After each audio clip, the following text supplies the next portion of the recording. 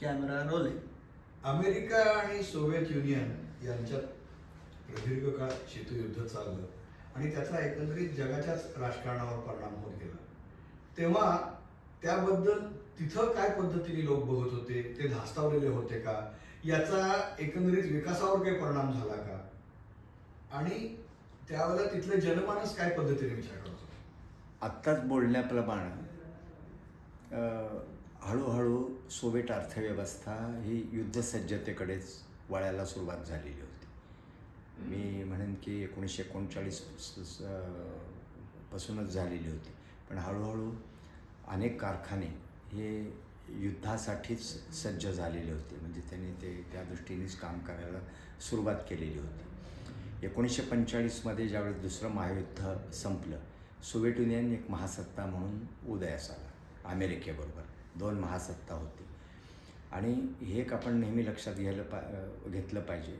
कुठलंही मोठं महायुद्ध होतं, अनेक साम्राज्य नष्ट होतात. पहिल्या महायुद्धानंतरही झाले.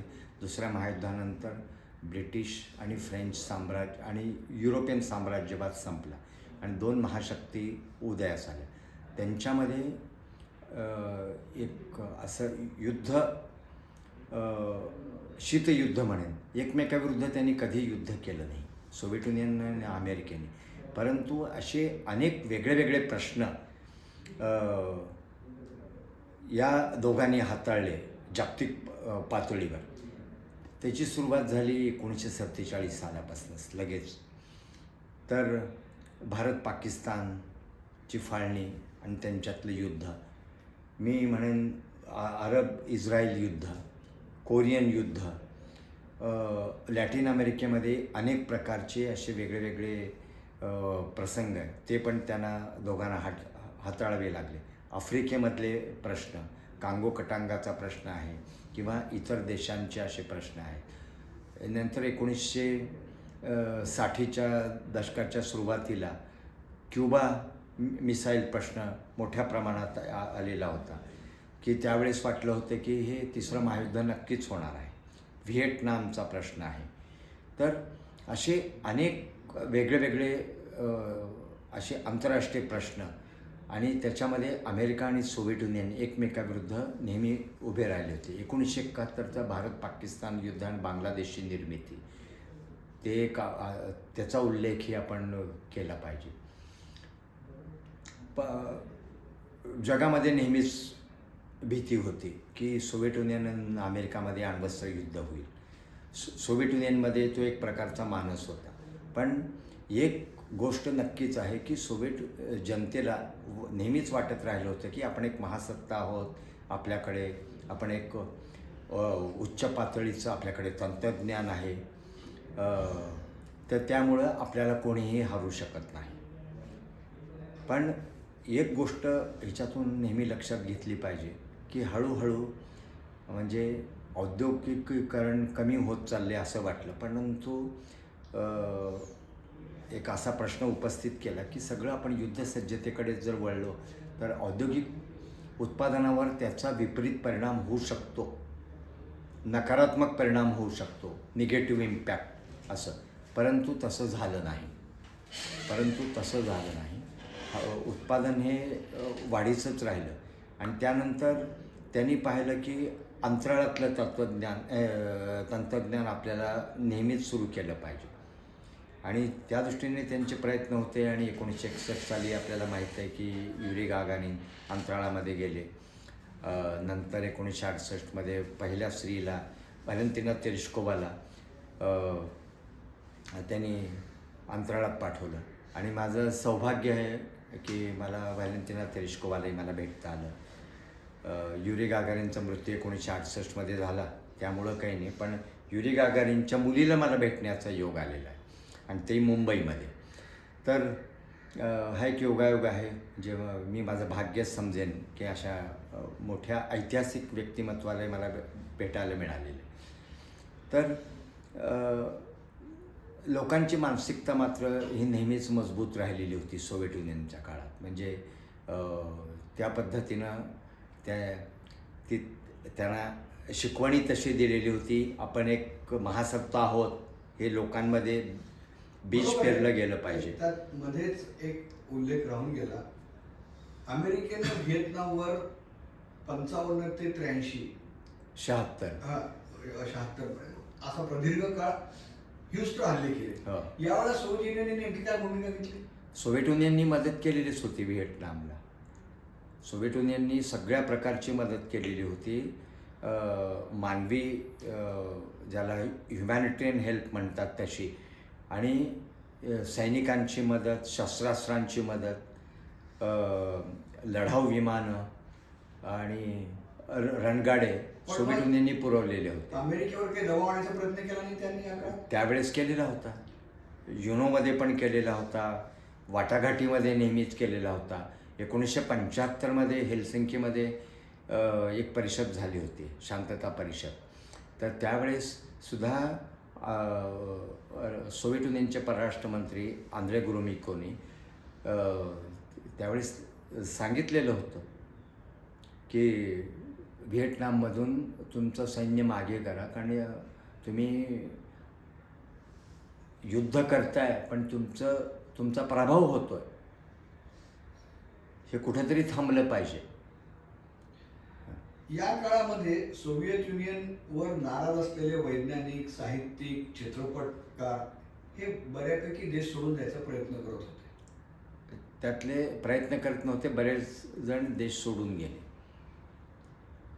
तर मग त्यांच्याबद्दल देशामध्ये काय बोललं जायचं? त्यांच्याबद्दल एक संमिश्र असं बोलणं व्हायचं. एक भूमिका लोकांची अशी होती की त्यांना बाहेरून जास्त काहीतरी मिळतं आहे म्हणून ते सोडून जात आहेत. आपल्या देशामध्ये त्या मानाने मोबदला त्यांना कमी मिळतो आहे, अशी एक हळूहळू लोकांमध्ये मानसिकता येत होती की आपल्याला त्या मानाने कमी मिळतं आहे. जरी आपल्याकडे एक गोष्ट नेहमी आपण लक्षात घेतली पाहिजे, आपल्या मूलभूत गरजाच्या पुढेही अनेक गरजा असू शकतात, हे सोव्हिएट युनियनने कधी ओळखलं नाही. अजूनही गरजा असू शकतात. तर ते कोणत्या गरजा असल्या पाहिजेत, तर त्यांना एक काहीतरी मोबदला वेगळा असला पाहिजे. परंतु 2 ते 3 खोल्यांचं घर आणि सरकारने पुरवलेल्या सगळ्या सोयी ह्याच्या पुढेही काहीतरी असतं असं एक वाटत होतं. आणि वैयक्तिक स्वातंत्र्यामधलं सगळ्यात महत्त्वाची गोष्ट जर आपण मांडली तर एक मालमत्ता आहे आणि नंतर जात किंवा धर्म आहे. तर या दोन्हीलाही सोव्हिएत युनियनने नकार दिला होता. हो, वैयक्तिक मालमत्ता नव्हती, पण आपण म्हणतो की वैयक्तिक, आपण असं म्हणतो की त्याच्यामध्ये एक फरक आहे. खाजगी आणि वैयक्तिक. खाजगी आणि वैयक्तिक असा फरक आहे. धर्मावर तसं त्यांनी निर्बंध एक प्रकारे आणले गेले असं आपल्याला म्हणता येत नाही. लोक चर्चेसमध्ये जायचे. मी पण खूपदा माझ्या मित्रांबरोबर रविवारी चर्चेसमध्ये जायचो. पण ही तुमची वैयक्तिक बाब आहे. सार्वजनिक पातळीवर ते तुम्हाला कधी आणता येत नव्हतं. कार्यालयामध्ये असू दे किंवा अजून कुठे असू दे किंवा रस्त्यावर. घरामध्ये येशू ख्रिस्ताचा फोटो लावायला हो हो, होती तसे ते करायचे. म्हणजे ते होतं तसं. मग तरी देखील वंशवाद नंतर कसा उफळून आला? वंशवाद, कारण सोव्हिएट युनियनमध्ये अनेक प्रकारचे वंश आणि वेगळ्या वेगळ्या प्रकारचे आयडेंटिटीज, आपण असं म्हणतो की वेगळ्या वेगळ्या धर्माचे लोक हे राहत होते. आणि त्यांचा एक समज असा झाला होता की रशियन भाषेने आणि विशेषतः रशियन लोकांनी, तर आपण वेगळ्या प्रकारे करू, रशियन नाही, स्लाविक वंशांनी हे पूर्ण, मी म्हणेन की आपलं वर्चस्व गाजवलेलं होतं. रशियन, युक्रेनियन आणि बेलारूस ह्या सगळ्या लोकांवर. परंतु स्थानिक भाषा, स्थानिक संस्कृती आणि त्यांचे धार्मिक जे काही चालीरीती आहेत, तर त्यांनी कधी विरोध केला नाही. परंतु सार्वजनिक पातळीवर तुम्ही ते साजरं करायचं नाही, एक असं सांगितलं जायचं. आणि एक म्हणजे सोव्हिएट युनियनच्या कॉन्स्टिट्यूशनमध्ये नेहमीच लिहिलेलं होतं की घटनेमध्ये की तुमच्या भाषांना हे नेहमीच आम्ही मदत करू, ते वाढीस लावण्याचा प्रयत्न करू. परंतु सगळ्या भाषांचं म्हणजे त्यांनी एक प्रकारे सिरिलिकमध्ये रूपांतर केलेलं होतं. ते मी म्हणेन की मध्य आशियाई Kazakhstan, Kyrgyzstan, Uzbekistan, Tajikistan, Turkmenistan या भाषांचं सुद्धा हे सिरिलिक भाषांमध्ये त्यांनी लिपीमध्ये मी म्हणेन की त्या भाषांचं केलं होतं. आणि 1991मध्ये सोव्हिएट युनियन संपल्यानंतर हळूहळू त्यांनी पुन्हा आपल्या पूर्व लिपीमध्ये त्यांनी घ्यायला सुरुवात केली. जरी ती भाषा जरी अधिकृतरित्या जरी मृत नाही पावली, त्या भाषेमध्ये बोलायचे लोक, पण सगळ्यांना रशियन भाषा ही अनिवार्य होती. आणि सोव्हिएट युनियनचं म्हणणं होतं की रशियन भाषा हे लोकांना जोडणारा दुवा आहे, म्हणून ते गरजेचं आहे. पण मग एका प्रकारे रशियन भाषा ही सगळ्यांवर लादली गेली असं लोकांना वाटायला लागलं. हो, बाकीच्या हळूहळू वाटायला लागलं होतं की आपल्यावर ही लादली गेलेली. इवन युक्रेनियन लोकांना पण वाटलं होतं, युक्रेनियन लोकांना. आणि म्हणून 2014 साली जे प्रश्न निर्माण झाले युक्रेनमध्ये, आणि वादाचा मुद्दा रशिया आणि युक्रेनमधला तो एक महत्त्वाचा मुद्दा आहे की रशियन बोलणाऱ्यांची, ज्यांची रशियन मातृभाषा आहे, त्यांची गळचेपी युक्रेनमध्ये होती. आणि जे युक्रेनियन आहेत त्यांचं म्हणणं आहे की आमच्या रशियन भाषा ही लादली गेलेली अनेक वर्ष. आणि खरा इतिहास, रशियाचा खरा इतिहास हा युक्रेनपासून सुरू झालेला आहे, कीव्हपासून. कीव्हस्काय रूस त्याला म्हणतात. तर ते म्हणून शेवटी हे रशियन हे नंतर आलेले आहेत. हे कीव्हस्कायपासून सुरुवात झालेली आहे, कीव्हपासून सुरुवात झालेली आहे. आणि एवढा प्रचंड देश झालेला आहे, एक प्रकारचं साम्राज्यच आहे. आणि जगातल्या एकूण भूमीच्या 16% हे सोव्हिएट युनियननी व्यापलेलं आहे. अजूनही जवळपास 14% जर भूमी आहे ही रशियाची आहे. तर म्हणून रशियन भाषेला आणि रशियाला महत्त्व काय आहे, कारण त्यांची हे प्रचंड प्रमाणात त्यांच्याकडे असलेले भूमी. स्टालिनवर खूप मोठ्या नरसंहाराचे आरोप केले जातात, काही लाखात, काही कोटींमध्ये वगैरे. त्याकडे सोव्हिएत जनता काय पद्धतीने बघत होती? त्यावेळेस असं दिलेलं होतं की एक जनतेचा शत्रू, रशियनमध्ये व्राग नारोदा म्हणतात, असं म्हणून, म्हणजे हा आपल्या देशाच्या विरुद्ध कारस्थानं करतोय, आपल्या पक्षाच्या विरुद्ध कारस्थानं करतो, या नावाखाली अनेक निरपराध लोकांना धरून शिक्षा करण्यात आली, काही लोकांना ठार मारण्यात आलं.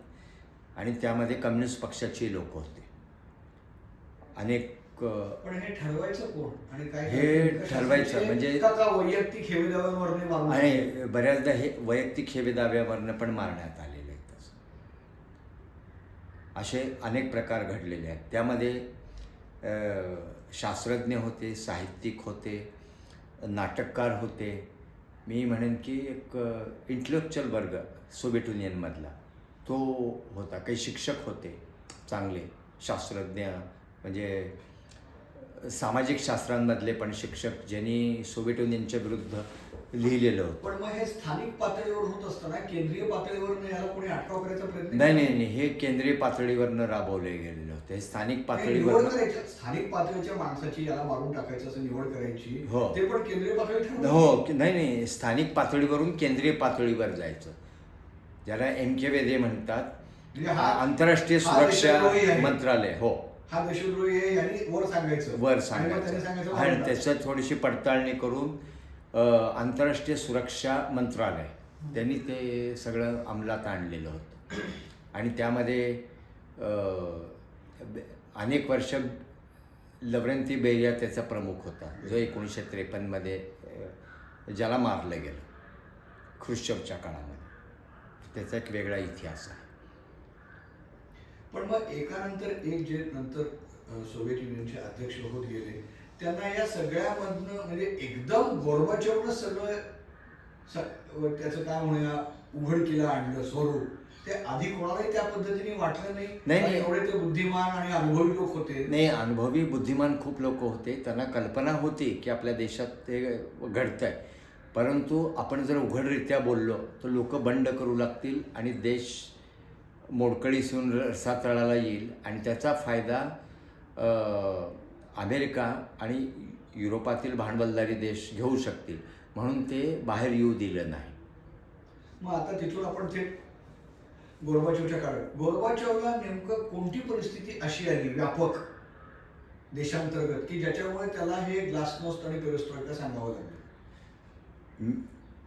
पहिली गोष्ट, अर्थव्यवस्थेमध्ये तूट खूप मोठ्या प्रमाणात आलेली आहे. उत्पादन कमी होते. शेतीतलं उत्पादन म्हणावं तसं होत नाही आहे. सेवा क्षेत्र जवळपास असं म्हणेन की त्यांचा सहभाग किंवा योगदान, सहभागापेक्षा पण योगदान म्हणू तर हे फार कमी होतं. हे कुठं ना कुठं थांबलं पाहिजे, कुठं ना कुठं थांबलं पाहिजे एक असं वाटत होतं. आणि लोकांची मानसिकता बदलली पाहिजे. आणि आपली अर्थव्यवस्थेत तूट का भरून येते हे मिखाईल गोर्बाचोवच्या लक्षात आलं. हे त्यांच्याच नाही, आधीच्याही लोकांच्या लक्षात आलं होतं, परंतु त्यांची पूर्णपणे इच्छा दिसली नाही, कारण त्यांना जागतिक पातळीवर धोका वाटत होता. आपण जर शस्त्रास्त्र निर्मितीकडे जर दुर्लक्ष केलं तर आपल्यावर हल्ला होऊ शकतो, सोव्हिएट युनियन कमकुवत होऊ शकतो, हे त्यांना वाटत होतं. म्हणून अमेरिकेबरोबर आल्याबरोबर, म्हणजे सत्तेवर आल्यानंतर अमेरिकेशी बोलणी करायला सुरुवात केली त्यांनी की शस्त्रास्त्रांमध्ये तूट आपण आणली पाहिजे, त्याचं उत्पादन कमी केलं पाहिजे. आणि त्यातला निधी उरतोय तो आपण देशाच्या विकासावर, विशेषतः अर्थव्यवस्थेवर, समाजव्यवस्थेवर आपण खर्च करू शकतो. आणि त्या दृष्टीनं त्यांनी पेरिस्ट्रोइका आणल्या. पेरिस्ट्रोइका म्हणजे अर्थव्यवस्थेचं पुनर्जीवन करायचं, समाजव्यवस्थेचं करायचं. आणि त्याबरोबर त्यांनी अजून एक सांगितलं होतं की आपल्याकडे कुठंतरी लोकशाहीकरण कमी झालेलं आहे. जे समाजव्यवस्थेला अनुकूल जसं पाहिजे होतं तसं त्या प्रमाणात झालेलं नाही, ते कुठंतरी झालं पाहिजे. आणि त्याला पूरक म्हणून आपल्याकडे हे सगळं सरकारचं नियंत्रण आहे ह्या समाज माध्यमावर, तर ते कुठंतरी कमी असलं पाहिजे, मीडियावर, तर ते आपल्याला कमी केलं पाहिजे. म्हणून त्यांनी त्याच्यातून ग्लासनोस्ट आणलेले, खुलेपणा. म्हणजे पुनर्रचना. तर मग हा कार्यक्रम त्यांनी दिल्यानंतर त्याला असं सुनियंत्रित पद्धतीने त्यांना पुढे नेता आलं नाही असं वाटतं का? हा महत्त्वाचा मुद्दा एकदम लक्षात आला. कारण पक्षामध्ये आणि सरकारमध्ये दोन वेगळे गट होते. एकाला खूप वाटत होतं की आपल्याला ह्या सुधारणा पुढे नेल्या पाहिजेत, पण एक गट होता, एक म्हणेन की थोडंसं पुराणमतवादी, ज्याला ऑर्थोडॉक्स म्हणतात, तर त्यांना कुठेतरी वाटत होतं की नाही, हे हळूहळू नेलं पाहिजे. मग आधी राजकीय सुधारणा केल्या पाहिजेत का आर्थिक सुधारणा केल्या पाहिजेत, तर त्याच्यावरून पक्षात मतभेद होते. तर ते कुठं ना कुठं होतं. आणि या लोकांना वाटत होतं की अमेरिकेबरोबर बोलणी करून आपण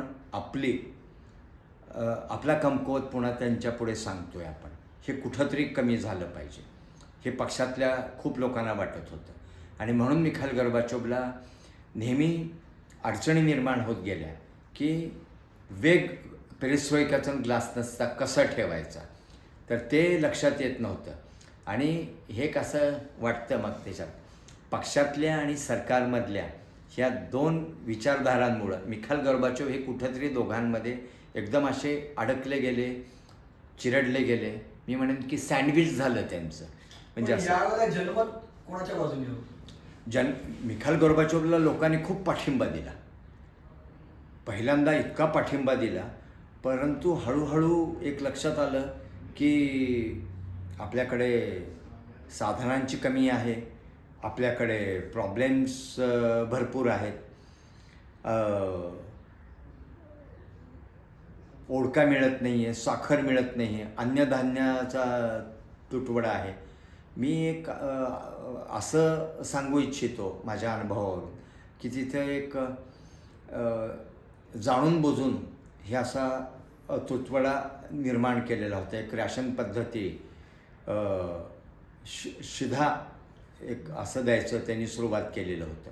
तर ते कुठेतरी एक आर्टिफिशियल स्केअरसिटी जाणून बुजून त्यांनी हा तुटवडा निर्माण केलेला होता, एक असं कुठंतरी जाणवत होतं. पण मग आता हा नंतर जी शकलं उडली त्याचा अंदाज कोणालाच आला नव्हता आणि ती नेमकी शकलं कशी उडायला सुरुवात झाली? शकलं मग ते कारण सोव्हिएट युनियनमध्ये 1989मध्ये निवडणुका झाल्या.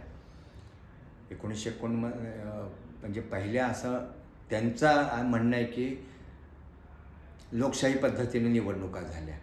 वेगळ्या वेगळ्या पक्षाचे लोक 1989मध्ये निवडणूक घेतली. पूर्वी कम्युनिस्ट पक्षाचे 2-2 उमेदवार उभे राहायचे किंवा वेगळ्या वेगळ्या संघटनेचे उमेदवार उभे राहायचे, ते निवडून यायचे, पण राहायचे कम्युनिस्ट पक्षाचे. 1989मध्ये नवीन राजकीय पक्ष उदयाला सुरुवात झाली होती हळूहळू. परंतु पण त्या पहिल्या निवडणुकीमध्ये कम्युनिस्ट पक्षाचे जास्त उमेदवार निवडून आलेले होते. आणि पहिल्यांदा पाहिलं टी व्हीवर ज्या प्रकारे चर्चा, वेगळ्या वेगळ्या प्रश्नांवर डिबेट राहायचे, सरकारच्या विरुद्ध टीका इतकी व्हायची, ते एक आश्चर्यच होतं. आणि मिखाईल गोर्बाचोववर टीका झालेली पाहिली आणि त्यांनी हसत त्यांची उत्तरं दिलेली होती. जे ह्या सोव्हिएट युनियनमध्ये हा पहिला प्रकार होता, पहिल्यांदा लोकशाही अशी, म्हणजे वेगळ्या प्रकारे लोकशाही. परंतु सोव्हिएट युनियनचं म्हणणं होतं की लोकशाही म्हणजे काय, लोकशाही नेहमी मूलभूत हक्कांशी निगडीत असते आणि आम्ही ते मूलभूत हक्क लोकांना पुरवलेले तर गरजा पूर्ण झालेल्या आहेत, म्हणजे आमच्याकडे खरी लोकशाही आहे ती. आणि तरीसुद्धा एक वेगळ्या प्रकारे ग्लासनस ताणून आम्ही एक आमच्या समाजव्यवस्थेला अनुसरून, आमच्या संस्कृतीला अनुसरून एक नव्या प्रकारची लोकशाही आम्ही रुजवतो आहोत, एक असं झालेलं आहे ते. आणि त्यामध्ये सगळ्या प्रजासत्ताकांचे, सोव्हिएट प्रजासत्ताकांचे लोक आलेले होते आणि त्यांनी पण ही चर्चा केली. परंतु 1991मध्ये ज्यावेळेस युक्रेन, बेलारूस बरोबर रशिया या 3 स्लाविक प्रजासत्ताकांनी एकत्र येऊन आम्ही सोव्हिएट युनियनमध्ये नाही आहेत हे घोषित केलं. इतर प्रजासत्ताकांना मात्र काहीच त्याचं म्हणजे तो एक प्रकारे एक धोका दिला गेला असं त्यांना वाटलं. त्यांना दुसरा पर्याय नव्हता. ते वेगळे देश सुरुवात झाली असेल हे त्यांनी प्रत्यक्ष म्हणाले. ते स्लाविकांचं जे काही प्राबल्य आहे ते दाखवायला आधीच सुरुवात झाली होती. आधी सुरुवात झाली होती, परंतु एवढ्या थराला जातील असं कोणालाच वाटलेलं नव्हतं. आधीच याचं प्रमुख कोण? येल्सन, क्राफ्चुक आणि शुशकेविच, तिघही हयात नाही सध्या. पण त्यांनी घेतलेला अविचारी निर्णय होता आणि त्यातून सोव्हिएट युनियन संपलं. पण मग त्यावेळेला काही समेटाची काही शक्यता नव्हती आणि येऊन सांगितलेलंच होतं की नाही. आणि मिखाईल गोर्बाचोव हे एकटेच पडले आणि त्यांना कल्पना पण नव्हती की सोव्हिएट युनियन संपलेलं आहे.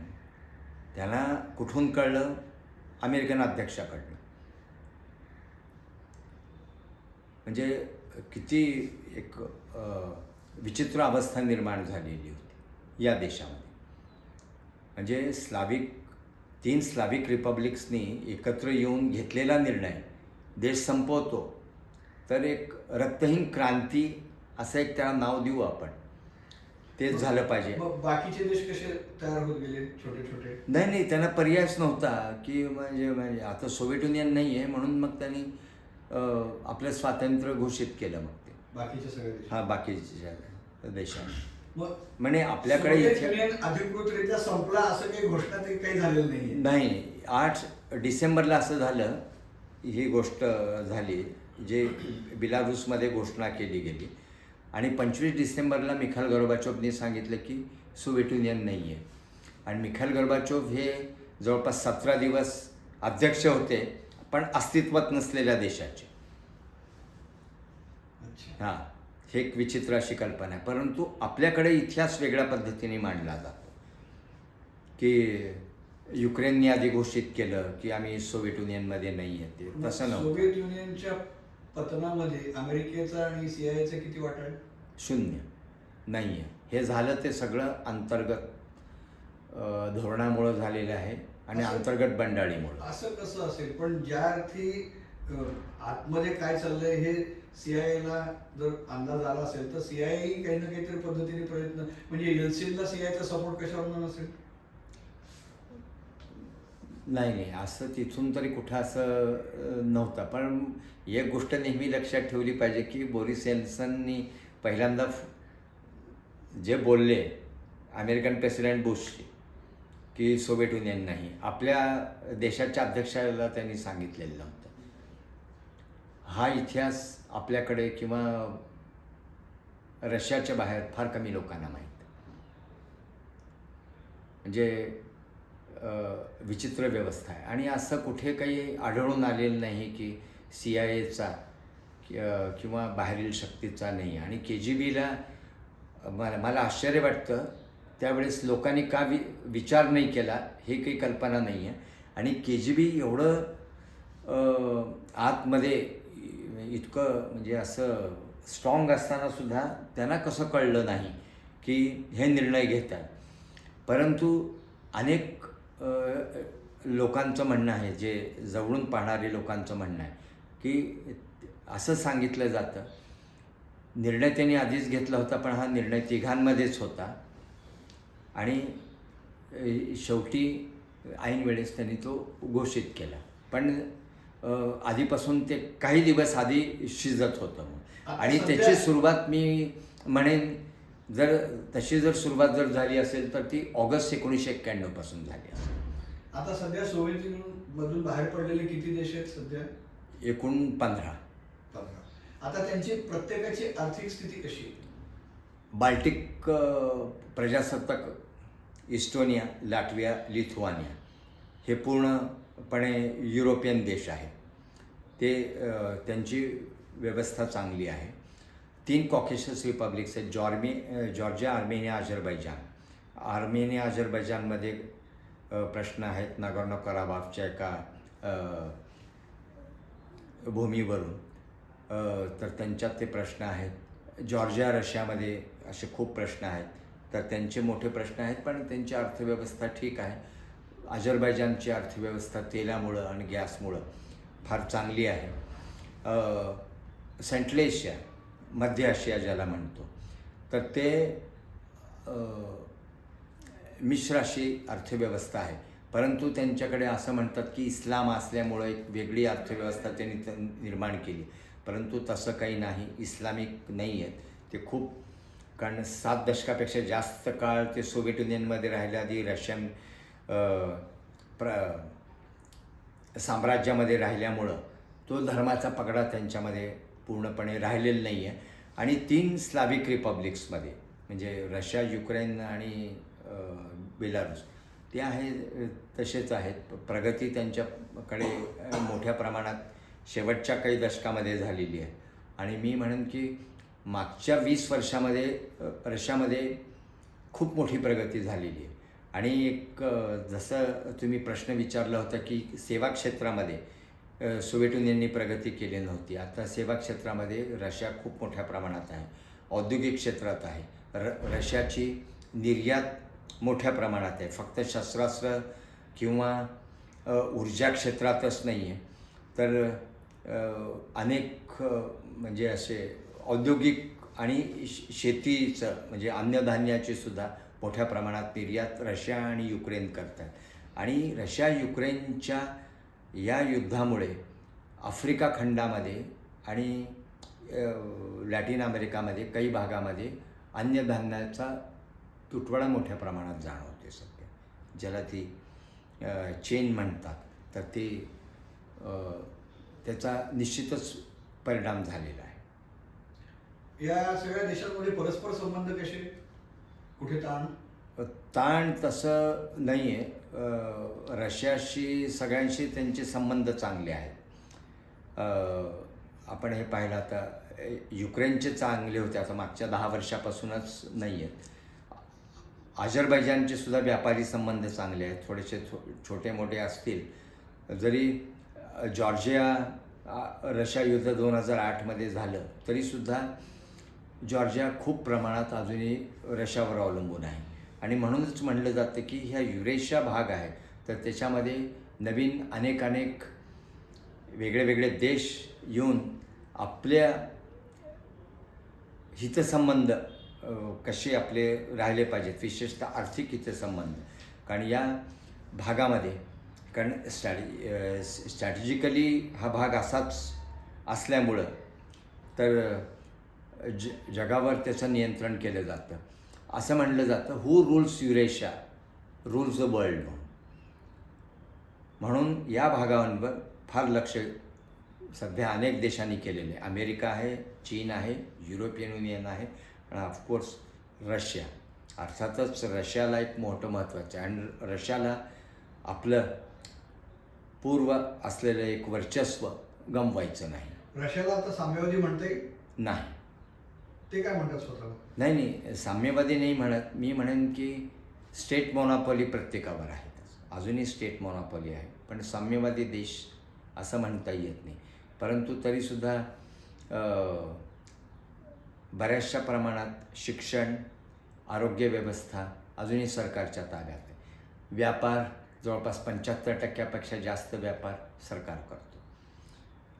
मोठ्या म्हणजे धोरणावर, म्हणजे मोठे उद्योग, ऊर्जा व्यवस्था पूर्ण,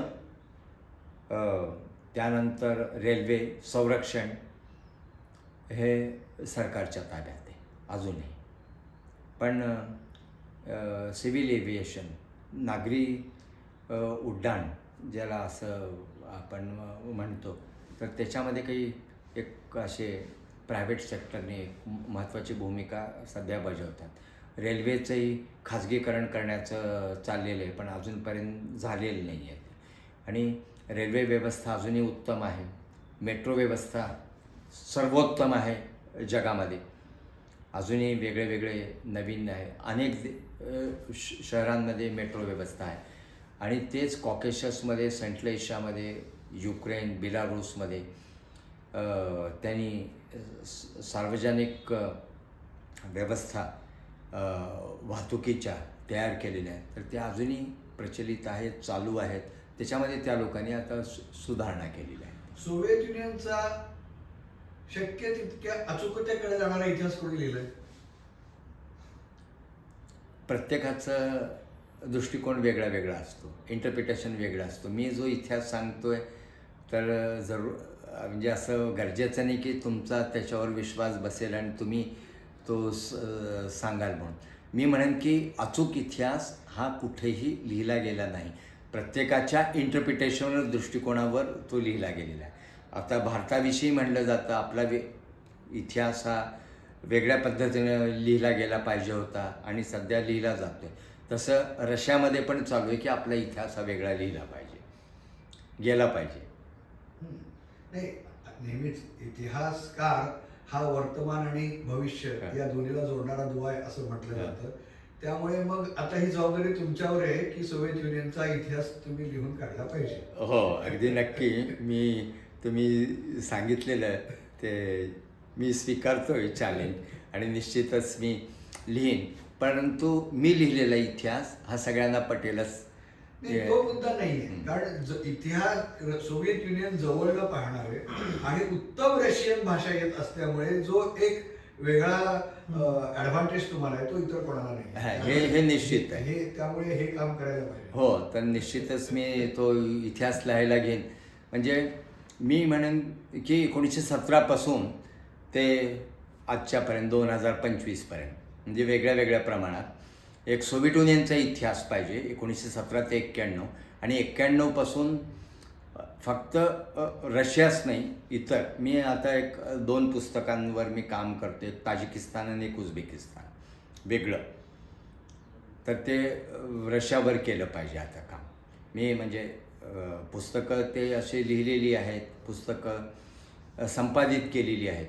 परंतु एक वेगळ्या प्रकारे इतिहास लिहिणं आणि रशियन अशी सूत्र घेऊन तिथले ग्रंथ पाहून आणि त्याबरोबर अमेरिकेमध्ये आणि आपल्या भारतामध्ये अशा एक वेगळा असा एक रॅशनल पद्धतीने आपण लिहिलं गेलं पाहिजे. हे नक्की आहे. कारण सोव्हिएट युनियननं रशियाविषयी नेहमीच चुकीची माहिती जगामध्ये लिहिली गेलेली आहे, पसरवली गेलेली आहे.